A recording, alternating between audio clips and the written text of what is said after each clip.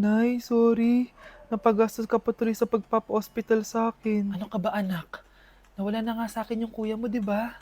Ayoko namang mawala ka din sa akin. Hello po, good morning. Dok, ano po balita? Makakalabas na po ba si Scarlett bukas? Ma'am, may good news po ako. Pwede na po lumabas si Scarlett bukas. Salamat sa Diyos! Hindi na ako magiging pabayang ina. Ayoko na maulit yung nangyari sa kuya mo. Nay, ano pala nangyari kay kuya? Hindi mo pa nakakwento sa akin yun. Ha? Bata pa yung kuya mo anak nung nawala ko siya sa palengke. Mare, magkano tong sitaw? 50 na lang sa'yo, Mare. Ang mahal naman, Mare. Pwedeng 20 na lang to. Mga laruan ba yun? Ang ganda nun na. O siya, sige na, kumare naman kita eh. Ayun yung gusto ko sa'yo eh. Tara na, anak. Anak, anong lugar na to? Nasaan yung batang yun? Nasaan na si nanay? Nay! Anak! Ate, may nakita po kayong bata dito? Ay, wala po akong nakita eh. Nasaan na ba yun? Anak! Simula noon, hindi ko na nakita yung kuya mo, Scarlett. Hanggang sa may pumuntang pulis sa bahay natin. Ang sabi nila, patay na daw siya. Grabe naman yung nangyari kay Kuya Nay. Ang lungkot naman po pala nung nangyari sa kuya ni Scarlett. Sige na po, ma'am. Kailangan ko pa pong bisitahin yung mga ibang pasyente. Sige po, Dok. Salamat po. Anak, ang importante, makakauwi ka na bukas. Opo, Nay. Makakapag-thirst trap na ako ulit.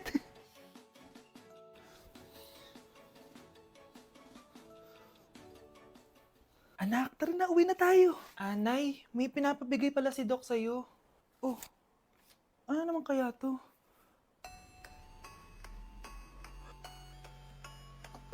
Paano nangyari yun?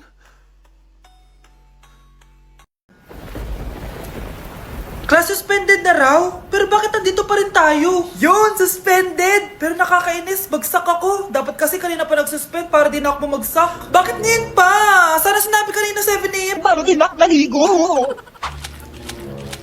Guys, nakalabas na ako dito sa school. Grabe, hanggang tuhod yung baha! Para mag-field trip sa Marikina River! Basang-basa na ako dito sa jeep. Di ko na alam kung ulan to, luha ko, o trauma from today. Grabe, di pa ako makalabas dito sa building. Legit, may lifeguard ba sa gate 3? Dit sinata to eh! Grabe, ang lakas talaga. Magpapasundo na ako kay mama. Sana may signal pa siya sa bagyong to. Umulan ba? Ma, sunduin mo na ako dito. Isa lang po akong maliit na batang basa. Pagod na at walang payong. Hay nako, konting ulan lang, nagdadrama ka na. Sige, ipapadala ko si kuya. May payong yun. Thank you, Lord! Thank you, Mami! Hala, na paano siya? Be, anong iniiyak-iyak mo dyan? Nagre-relapse ako, Be. Nakita ko kasi mga favorite song namin sa Spotify rap results ko. Lo, OA mo be? Okay, class. Kanina notebook to? Hala, diary ko ba yun? Sige, tatapon ko na to. Total, wala naman may-ari sa inyo, ha? Ma'am, wait! Diary ko po yan. Oh, Scarlett. Pwede mo bang basahin sa buong klase kung anong laman ng diary mo? Babasahin? Ma'am, nakakahiya. Go, Bes! O, ganito, Scarlett. Pag binasa mo yan, may plus points ka sa akin. Sige na nga, para sa plus points. Dear Diary, niligawan ako ng crush ko. Para ako nasa movie at kami yung bida. Siri, play Snow on the Beach. Yee! Ang harata! Kaya pala may Taylor Swift ka sa Spotify rap mo, ha? Ano ba? Ito na nga, next na. Dear Diary, nagselo siya sa boy best friend ko. Gusto niya na makipaghiwalay sa akin. Hindi ko kayang mawala siya. I will die for you. OMG! Hula ko. Nasa Spotify rap mo si The Weeknd, no? Eto na nga. Medyo masakit to. Dear Diary, balita ko, may bago na siyang girlfriend. At yung best friend ko pa yung bago niya. Paano nila nagawa sa akin to? Parehas silang traidor. Hala, okay lang yan, bes. Kaya, ayun, nasa top song ko yung Kill Bill ni SZA. Magre-relapse na yan! Tumigil nga kayo! Class, tumigil na! Hello ma'am, sorry I'm late. Nga pala, class, may bago pala kayong kaklase. Dear Diary, eto na ba yung binigay ng universe para sa akin? Hi, classmates. My name is Jake. Ang pogi ng pangalan tapos ang tangkad niya pa. Siya na talaga yung para sa And akin. sa mga nagtatanong, may jowa na po ako. And 3 years na po kami. Dear Diary, suko na ako. Ayoko na magjowa. Mamamatay na lang talaga akong single. Anak? Oh, Nay, kising ka pa? May ibibigay lang ako sa'yo. Oh, eto. Good luck to, ha? Dreamcatcher to, Nay ah. Oo, anak. Ang sabi nila, magsabi ka lang ng wish mo dyan, matutupad. Malay mo naman, di ba? Thank you, Nay. Dreamcatcher. Matry nga to. Sana maging top 1 ako sa klase namin. Anak! Congrats! Bakit po, Nay? Ikaw daw ang top 1 sa klase nyo! Totoo ba, Nay? Totoo nga to.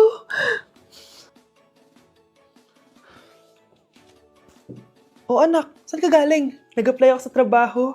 Ayoko naman maging pabigat sa inyo habang buhay. Sana makabawi na ako sa inyo. Ba't di mo nalang i-wish yan sa Dreamcatcher? Malay mo naman, di ba? Oo nga, no, Nay. Nay! Tanggap na ako sa trabaho! Ang laki pa ng sahod ko! O, di ba? Sabi ko naman sa'yo, anak eh. Deserve mo yan. Nay, sa wakas, makakabawi na rin ako sa inyo. Bes, alam mo, ang yaman mo na. Bakit di ka pa mag-asawa? Ay naku, Bes. Kung may magkakagusto man sa akin, ang gusto ko, mabait at responsable. Parang si Joshua. Naku, Bes. Si Joshua pa. Puro trabaho yan. Hi, Scarlett. Pwede ba tayo mag-lunch together mamaya? Sure, sige. Saan ba? Ayun! Oh. Anak ko, binili ko to para sa'yo. Bagay sa'yo to. Ang ganda, di ba? Wow, Nay, ang ganda. Parang feeling yan pag sinuot ko yan. Sana may ganyan din ako kagandang damit kagaya ni ate. Ayan, marunong ka na magdilig, anak. Ang dali lang pala nito, Nay. I love you, anak. Mahal din kita, Nay. Sana may ganyan din kaming banding ni Nanay. Nagugutom na ako. Nay, may ulam. Bigla na lang kaming dalawa'y nagkabunggo. Ako'y nagtataka sa aking nadarama. Nang makita siya ay kumislap aking Nandito ako sa Japan at kakain tayo kasi di ako makatulog, guys. Time check, 1 AM na. Imbis na natutulog, kakain tayo. Buti na lang talaga sobrang lapit lang ng Family Mart sa hotel namin. Ito yung hotel namin, tapos ito lang yung Family Mart. Diba sobrang lapit? Sobrang daming pwedeng bilhin, oh. Daming onigiri, oh. Kuha tayo neto. Mukhang masarap tong chicken and vegetables. Hindi naman ako sobrang gutom. May mga gusto lang ako itry. Kuha tayo netong favorite kong drink. Try naman natin tong blueberry na flavor. Tapos ganito din yung Yakult nila dito. Actually, pampatulog pala to. Akala ko Yakult talaga siya. Ito muna bibilin ko dito. Hanap tayo ng 7-Eleven. Ito guys, may nanap ako 7-Eleven. Parang masarap to, oh. Mukha siya lasagna. Tikman natin. Dito na lang natin siya kainin sa labas. Parang fantasy din kumain dito sa kalsada nila. Sobrang safe dito sa Japan, promise. Unahin na natin tong sushi. Alam nyo ba, kahit maglakad kayo mag-isa dito, sobrang safe, promise. Walang mga haras sa inyo. Walang kriminal, ganyan. Kaya ang sarap maglakad sa labas kasi alam mong safe ka, di ba? Tapos, sobrang babait pa ng mga Japanese. Swear. Pero sabi naman ng ibang Japanese, parang mas lang nila yun, pero ang totoo, ginajudge ka nila. Pero at least, di ba, mabait sila. Di kagaya na pumunta ako ng Hong Kong, sobrang susungit ng mga tao, sisigawan ka pa. Kapag may hinahanap ka, talagang tutulungan ka nila. Tapos palagi silang nakasmile. Kaya promise, Japan talaga yung favorite country ko. Last bite. Okay, next natin itong parang lasagna. Guys, sobrang bango. Sobrang sarap ng itsura niya. Tikman na natin. Ang sarap! Ito din yung gusto ko sa Japan. Sobrang sarap ng mga pagkain nila. Like, promise. Wala pa kami natitikman dito sa Japan na hindi masarap. Kaya every time na pupunta talaga kami dito, promise na yon, natataba kami. Pero okay lang, Japan to eh. Alam nyo, minsan, naisip ko na dito na lang kaya kami tumira. Pero ang naririnig ko sa ibang foreigners na nakatira dito, masaya lang daw dito as a tourist. Pero kung dito ka natitira at mag-work, nakaka-depress daw, ganyan nakakalungkot. Kasi sabi nila toxic daw yung work environment dito. Pero ako, kung titira ako dito, gusto ko forever tourist ako. Inumin natin tong Yakult na nakakaantok.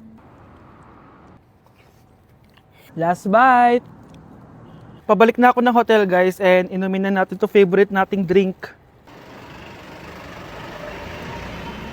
Medyo malansa siya, tas maasim. So, yun lang, guys. Bye! Nay! Nandito po yung boyfriend ko!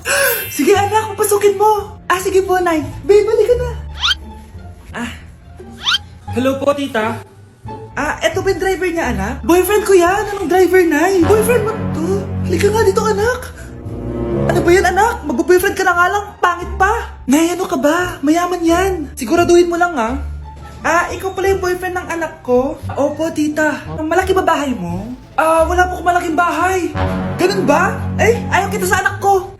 Nay, ano ba? Kasi sa mansion po ako nakatira. May kotse ka ba? Syempre po.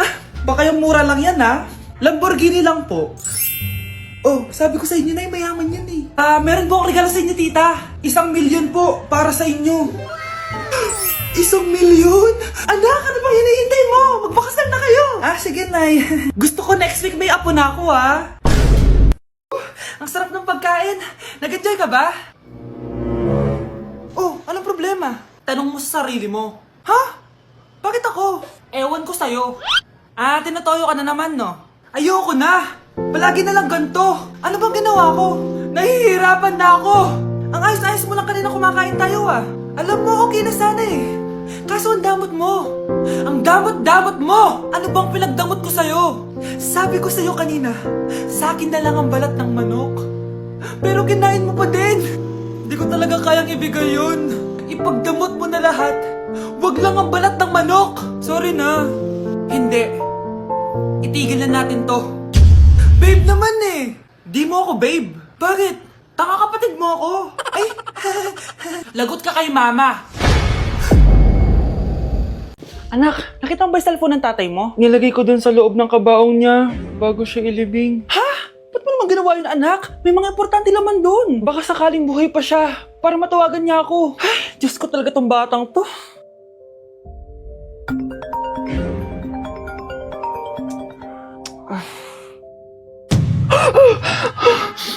Matawag si tatay. Nay, kailangan natin pumunta sa sementeryo. Tumawag sa akin si tatay. Anak, pwede ba? Wala akong oras makipagbiruan sa'yo. Marami pa akong tatapusin trabaho. Pero nay, Pag di ka pa tumigil, kukunin ko yung cellphone mo. tay, sumagot ka. Alam kong buhay ka. Sa lahat ng pwede kong makita, ikaw pa talaga. Jessica, tinatawagan ko lang tatay ko. Nababaliw ko na talaga, no? Patay na tatay mo, di ba? Baliw. Hindi, buhay siya. Ito tandaan mo. Kapag hindi ka pa tumigil sa kabaliwan mo, susunod ka na sa tatay mo. Sinabihan akong baliw ni Jessica tapos sinaktan niya ako. Totoo naman, di ba? Nabuhay ka.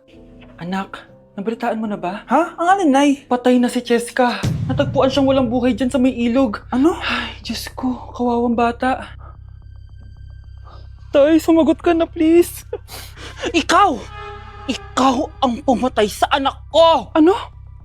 Siya nga to ng away sa akin Ikaw ang huli niyang kasama. Tandaan mo to. Isusunod kita sa tatay mo. Tay, hindi ko na alam gagawin ko.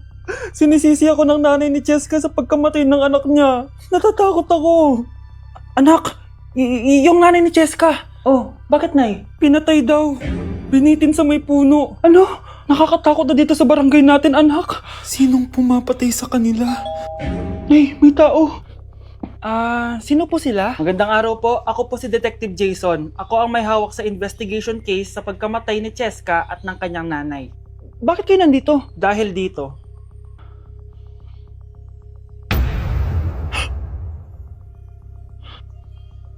Nay, ikaw pumatay sa kanila? Oo, anak. Narinig ko lahat ng mga sumbong mo sa tatay mo. Cellphone ni tatay. Pinangako ko sa tatay mo bago siya mamatay na poprotektahan kita kahit makapatay man ako ng tao. Sumama ka sa akin, ma'am, para ma-interview ka namin. Tandaan mo to, anak. Kahit nasa kulungan ako, poprotektahan kita. Tumawag ka lang.